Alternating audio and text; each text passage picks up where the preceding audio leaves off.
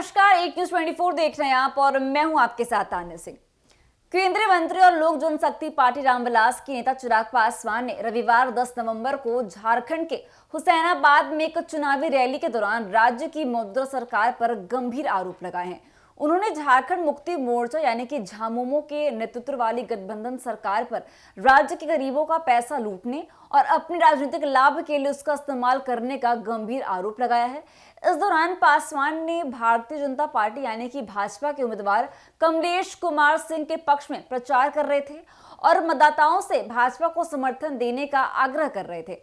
आपको बता दें कि चिराग पासवान ने अपने संबोधन में राज्य की हेमंत सोरेन सरकार पर काफी जोरदार हमला करते हुए कहा है कि झामुमो कांग्रेस गठबंधन के सत्ता में आने के बाद से राज्य में भ्रष्टाचार और लूटपाट का माहौल बन गया है। उन्होंने आरोप लगाया इस सरकार के कार्यकाल में महिलाओं की सुरक्षा खतरे में है और राज्य में कानून व्यवस्था की स्थिति अत्यंत खराब हो गई है। चिराग पासवान का कहना था कि मौजूदा सरकार न केवल युवाओं के लिए किए गए वादों को पूरा करने में असफल रही है, बल्कि अपने चुनावी घोषणा पत्र में किए गए वादे से मुकर गई है।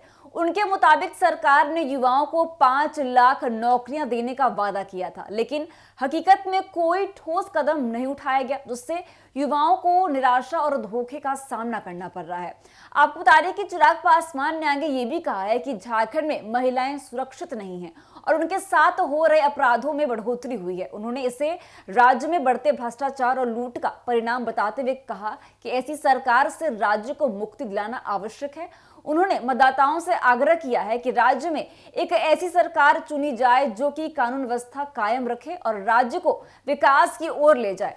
उनके अनुसार भाजपा के नेतृत्व में राज्य को भ्रष्टाचार और लूट से बचाया जा सकता है और राज्य का समग्र विकास सुनिश्चित किया जा सकता है। वहीं आपको बता दें कि चिराग पासवान ने डबल इंजन की सरकार का उल्लेख करते हुए कहा कि झारखंड में भाजपा की सरकार होने से केंद्र और राज्य सरकार के बीच बेहतर तालमेल बनेगा, जिससे राज्य का विकास तेजी से हो सकेगा। आगे उन्होंने कहा कि डबल इंजन की सरकार से राज्य में विकास की गति दोगुनी हो सकती है, क्योंकि केंद्र की योजनाओं का प्रभावी तरीके से कार्यान्वयन हो सकेगा और राज्य में नई परियोजनाओं को तेज गति से लागू किया जा सकेगा। उनका दावा था कि अगर झारखंड में भाजपा की सरकार बनती है तो राज्य के लोगों को सुशासन, सुरक्षा और विकास का लाभ मिलेगा।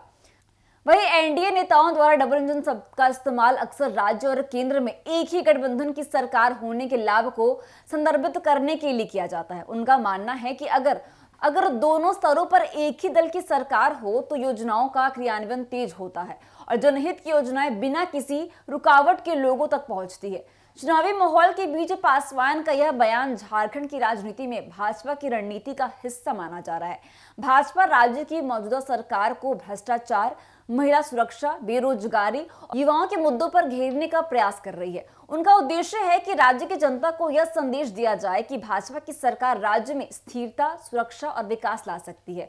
गौरतलब है कि झारखंड में आगामी विधानसभा चुनाव 2 चरणों में होंगे।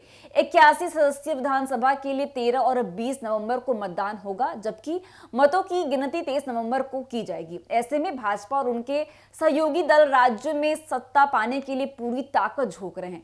चिराग पासवान जैसे नेता मतदाताओं को अपने पक्ष में लाने के लिए मौजूदा सरकार की नीतियों और कार्यशैली पर सवाल उठा रहे हैं, ताकि राज्य की जनता को भाजपा के पक्ष में मतदान करने के लिए प्रेरित किया जा सके। तो फिलहाल के लिए बस इतना ही। ऐसी तमाम खबरों के लिए देखते रहिए न्यूज़ 24। धन्यवाद।